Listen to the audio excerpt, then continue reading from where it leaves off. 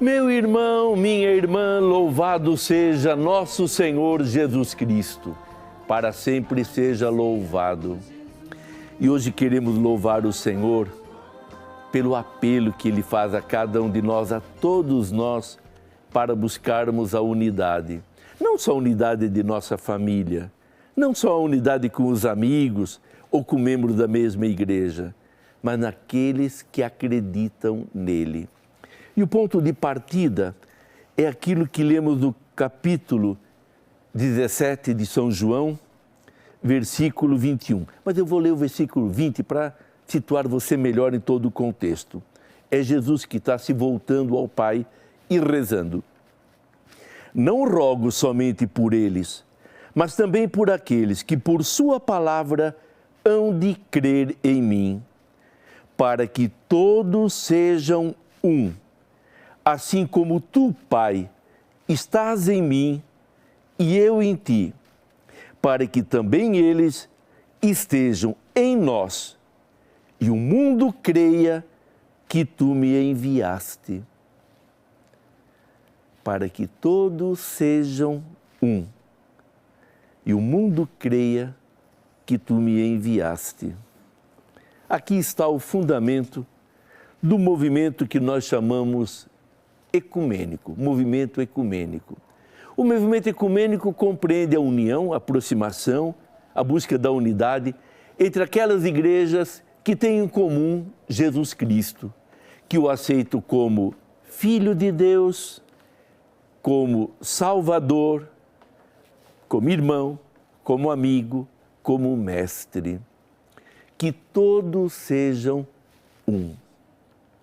Eu escolhi esse tema porque estamos começando hoje no dia da Ascensão do Senhor, a semana de unidade pela oração dos cristãos. Uma semana que é dirigida no Brasil pelo Conselho Nacional das Igrejas Cristãs. Então, pertence ao Conselho Nacional de Igrejas Cristãs, ao CONIC, aquelas religiões que acreditam e aceitam e testemunham Jesus Cristo como Filho de Deus, Salvador, mestre, irmão, amigo. Porque outras igrejas acreditam em Deus, mas não aceitam Jesus.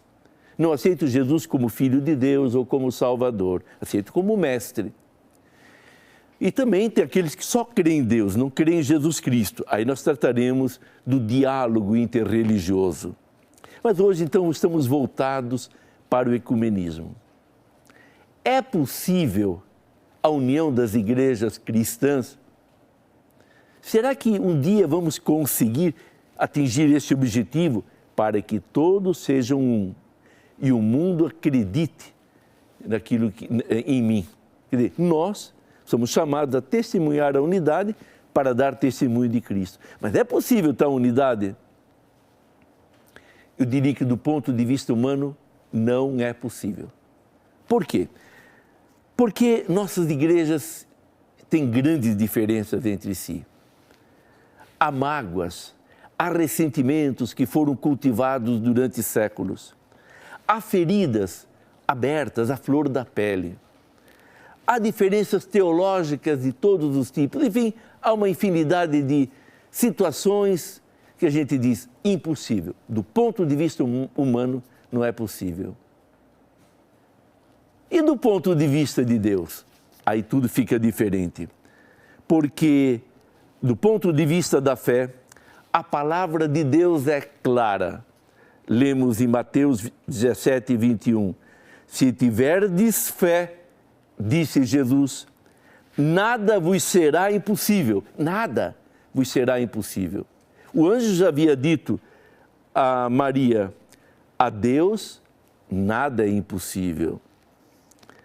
Também, numa certa oportunidade, quando Jesus falava dos ricos entrarem no reino de Deus, depois de ter ouvido os apóstolos perguntarem, mas quem poderá salvar-se? Jesus disse, humanamente, isso é impossível, mas para Deus tudo é possível. Mateus 19, 26. Para Deus tudo é possível. Portanto, o movimento ecumênico é possível porque para Deus nada é impossível. Agora, é claro, quanto mais nós dermos também uns passos de aproximação, de perdão, de acolhida, claro que estaremos facilitando o trabalho do Espírito Santo, ele que é o Espírito de unidade. Então, o movimento ecumênico começa com a oração, porque se eu me volto para o Senhor, peço a sua luz, sua graça, para me aproximar mais, para nossas igrejas se entenderem mais e darem um testemunho de Jesus no mundo, como é que o Espírito Santo não vai me atender e não vai nos atender? Então, guarde essa primeira ideia. O movimento ecumênico, do ponto de vista humano, não daria muito resultado. Agora, como é obra de Deus e como Ele quer, a Deus nada é impossível. Para que todos sejam um, como tu, ó Pai, o és em mim e eu em ti, que também eles sejam um em nós, para que o mundo creia que tu me enviaste.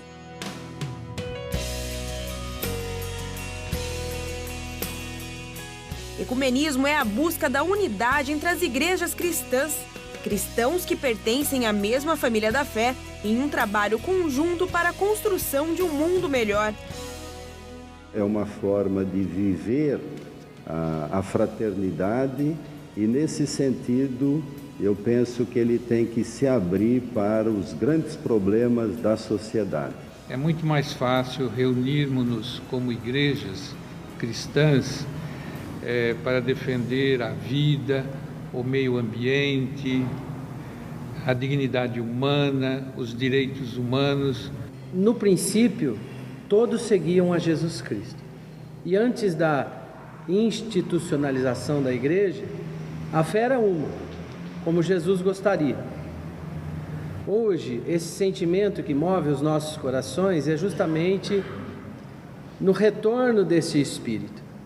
Eu sou cristão, embora a minha denominação tenha um nome, como Igreja Anglicana, por exemplo, porque eu me afeiçoei mais a essa doutrina e a essa instituição. Mas no momento que eu fecho os meus olhos, que eu faço a minha oração a Deus, eu estou fazendo ao mesmo Jesus que os meus irmãos da Igreja Católica Apostólica Romana, da Igreja Luterana, da Igreja Batista, ou seja, de qual igreja é. Em todos os lugares, independentemente do que possa acontecer, a defesa da vida, da justiça, da prática da fraternidade, da solidariedade, ali está o fundamento último do ecumenismo. Para este grupo de religiosos, o respeito às diferenças e o modo de ser de cada igreja cristã é o que move o ecumenismo. Ninguém tem a verdade absoluta, então nós temos que respeitar as diversas denominações, as diversas práticas dessas igrejas que nos rodeiam, né? Mesmo com as diferenças de cada denominação cristã, as igrejas que fazem parte do ecumenismo cristão reconhecem e respeitam a diversidade. Conversar sobre aquilo que nos separa, em momento nenhum, deve ser visto como uma ameaça, muito pelo contrário, está dentro do contexto de compreender bem o outro. Mas também é preciso dizer, a caminhada ela se dá mais concretamente, mais efetivamente em torno daquilo que nos une. Naturalmente é mais fácil conversar sobre aquilo que nos une do que sobre aquilo que nos separa, mas a identidade ela tem dos dois aspectos. Às vezes as expressões podem ser diferentes, mas o conteúdo é o mesmo. Então eu acredito que quando nós nos abrimos às outras igrejas, compreendemos as suas tradições, a sua história, e este elemento pode ser de uma oportunidade muito grande para nos enriquecermos mutuamente. Para as diferenças, a palavra é diálogo e amor. Não brigar por causa de religião, discutir e formar a divisão familiar, mas que seja de união, que haja diálogo, que haja leitura da Bíblia junto, que haja oração junto. Então, a melhor maneira de manter unida a família nessa questão religiosa que eu acho. Anunciamos Jesus.